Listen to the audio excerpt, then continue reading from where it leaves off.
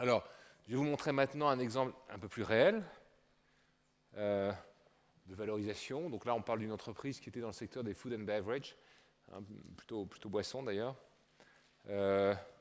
et qu'il fallait évaluer. Donc là, je vous montre un petit peu, là, ça c'est des vrais tableaux qui sortent d'une banque, qu'on ne nommera pas. Mais donc on a une entreprise qui s'appelle Bindenbach, pardon, à évaluer, c'est un nom de code. Hein. Donc je dis c'est food and beverage, donc là on est allé chercher les entreprises comparables justement dans le secteur, hein, notamment vous voyez Unibrew, Heineken, Carlsberg, bref, des gens qui font qui avaient une activité similaire. Et pour chacune d'entre elles, donc on est allé chercher le multiple du résultat net, hein, le price to earnings, la valeur, enfin, le multiple d'EBIT et le multiple d'EBITDA. Avec donc, vous voyez, les valeurs moyennes. On a ensuite, justement pour des raisons de comparabilité, éliminé, puisqu'on était sur une entreprise de petite taille, donc on a éliminé les boîtes de grande taille pour ne retenir que 4 références de petite taille. Et donc voilà, donc en ne retenant que ces 4-là, on a calculé la valeur moyenne des multiples. Et puis vous appliquez donc ces multiples à la valeur, au résultat net, à l'EBIT ou à l'EBITDA, et vous obtenez donc différentes valeurs. Alors ça, c'est l'equity value, ça, c'est l'enterprise value pour cette entreprise. Alors vous voyez d'ailleurs qu'ici, on a utilisé l'EBITDA de l'année 2007 estimé et l'EBITDA de l'année 2008. Donc pour varier un petit peu l'échantillon, hein, enfin obtenir différentes valeurs, on prend généralement le dernier résultat connu et le résultat l'année suivante estimé, voire même 2 ans après. Donc ça c'est la première méthode, donc méthode Une autre méthode que j'ai évoquée très brièvement tout à l'heure, qu'on utilise aussi, mais plus marginalement, qui consiste à dire, tiens finalement, je mets en relation un return on equity avec un multiple, donc price to earnings, hein, multiple du résultat net. Et alors là, l'idée c'est de se dire, j'ai une dispersion, j'ai une dispersion donc de return on equity et des PE, et en fait je vais faire une régression linéaire. Et donc je vais essayer de mettre en relation hein, le multiple avec le return on equity et de faire une régression. Et ça donne ça. Et après, je l'applique au return on equity de mon entreprise et à son price to earnings.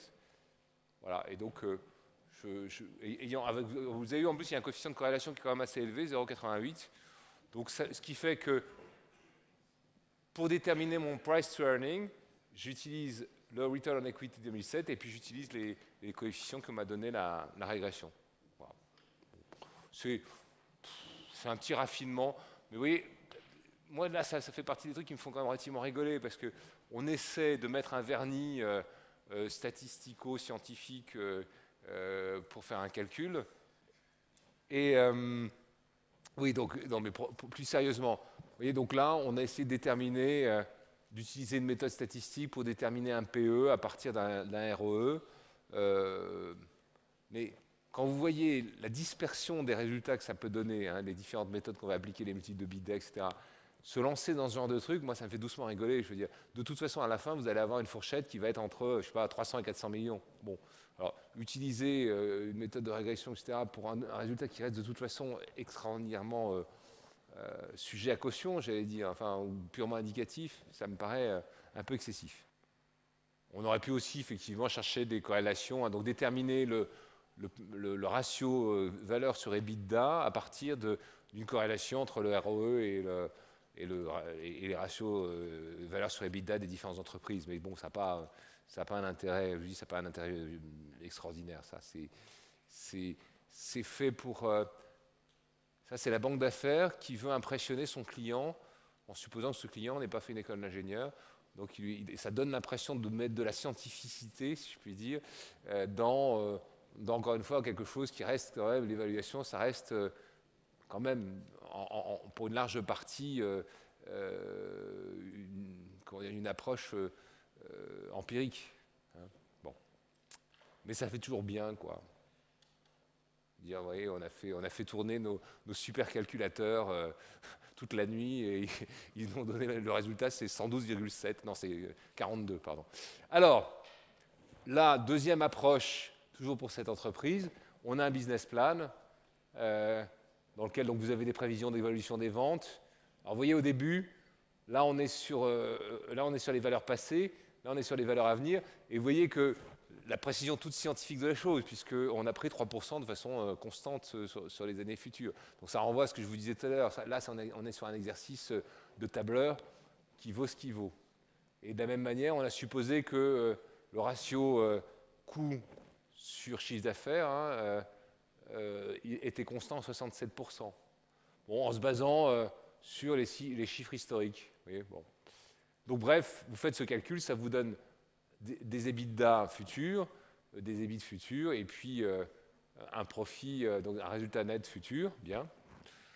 Et puis après, bah, vous allez faire votre calcul de variation de BFR, et puis de calcul de free cash flow. Donc vous prenez les EBIT, vous réintégrez les amortissements et dépréciations, vous soustrayez éventuellement les variations de BFR quand elles sont positives. Vous déduisez les CAPEX, donc ça, ces montants-là, c'est l'argent que je dois dépenser pour maintenir mon actif économique en état, et vous obtenez votre free cash flow. Et puis, comme je le disais dans le cours, vous utilisez comme terminal value soit la méthode donc, de Gordon Shapiro ou Gordon Growth, qui consiste à dire, bah, voilà, à partir de la fin de mon horizon, mes résultats vont croître de 5,8% par an.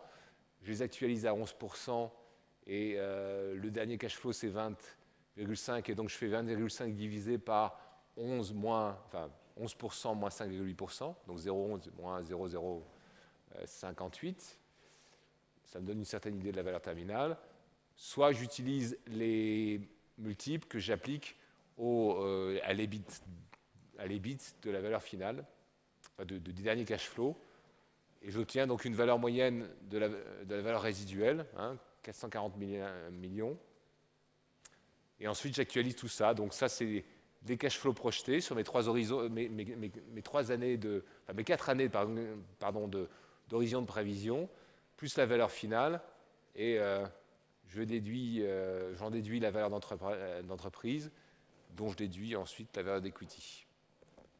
Et vous voyez, ce que je disais tout à l'heure, c'est que face à ces 4 cash flows, la valeur résiduelle a quand même un poids considérable dans le total. Donc, c'est pour ça que la valeur des free cash flow, elle est bien gentille, mais finalement, elle laisse tout autant d'arbitraire que la valeur des comps, enfin la méthode des comps, qui consiste tout bêtement à prendre des ratios et les appliquer. Je veux dire. Bon. Donc, c'est d'autant plus qu'on a vu juste avant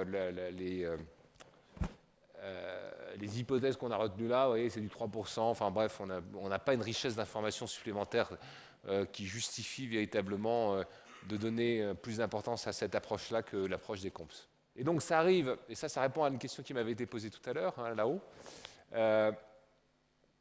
Quand la question c'était quelle méthode on utilise, en fait, voilà, comme je l'avais dit, on n'en prend pas une en particulier, on va faire un stacking de tous les résultats. Donc ça, c'est les multiples donc, du résultat net. Ça, c'est la fourchette de valeur obtenue par le multiple de l'EBIT. Ça, c'est la fourchette de valeur obtenue par les multiples de l'EBITDA. Donc ça, c'est la méthode par régression. Ça, c'est l'actualisation des cash flows. Et donc, ça vous donne une bande, j'allais dire, une bande de signifiance qui doit se situer entre 293 et 316 millions d'euros. Voilà. Donc voilà l'évaluation, le résultat de l'évaluation par ces différentes méthodes. Et on choisit donc, on va fitter, on va prendre la moyenne qui fit le mieux avec ces différentes estimations. Mais vous voyez quand même que entre la plus grande et la plus basse, vous avez quand même 30% d'écart facilement. Et on n'aura jamais mieux, parce que, encore une fois, ça reste des méthodes empiriques. Dans le cas de mon conglomérat, là, je reviens sur mon bouilli tout à l'heure, j'aurais fait exactement la même chose. Je prendrais, bon là, j'ai pas fait de raffinement particulier, donc j'ai pris la branche construction, y compris les concessions. Les chiffres sont bidons, j'ai pas été rechercher les les valeurs de bilan. Mais donc, si vous aviez évalué Bouygues SA, on prendrait les 3 activités principales, les multiples du secteur pour chacune de ces activités. Donc là, j'ai pris multiples d'EBITDA et multiples de PE, de bénéfices, pardon. Et vous appliquez tout ça aux EBITDA de ces activités. Hein, donc, le multiple moyen du secteur, c'est 6,5. L'EBITDA de mon activité, c'est 25,5. Donc, ça me donne une valeur d'equity pour la branche construction, la valeur d'enterprise value, pardon, de 165,75 pour la branche construction. Donc, je fais la même chose pour les différentes branches. Je fais la même chose sur l'equity value en utilisant le multiple du RN. Je calcule l'equity value à partir de l'enterprise value qui ressort de là, et je fais les moyennes. Et puis ensuite, je fais le calcul pour la totalité de la boîte en utilisant les pondérations, puisque je sais que j'ai 99% de la branche construction, 43,7% de TF1 et 90,5% de Bouygues Télécom. Donc je prends les valeurs qui ont été obtenues là, et je les pondère par ces pourcentages de détention, et j'obtiens donc la valeur de l'actif économique de la holding, hein, la valeur de l'actif économique de la holding à 402 millions d'euros. Et je déduis la dette financière et j'obtiens donc finalement l'equity value du holding qui est de 380 millions. Donc voilà, j'ai simplement décomposé le problème en 3 sous-problèmes que j'ai résolus et j'ai ensuite réintégré le résultat de ces 3 sous-problèmes dans le total pondéré par les pourcentages de participation. Il n'y a pas un discount pour les conglomérats? Le discount, c'est ce qu'on va constater, c'est-à-dire que là, je vais obtenir une valeur donc, de 382 millions et je vais m'apercevoir effectivement que le cours de bourse, lui, me dit que l'equity value, elle n'est pas 380 millions, mais 320. Donc c'est ça, ce sera effectivement la décote des conglomérats. Et donc,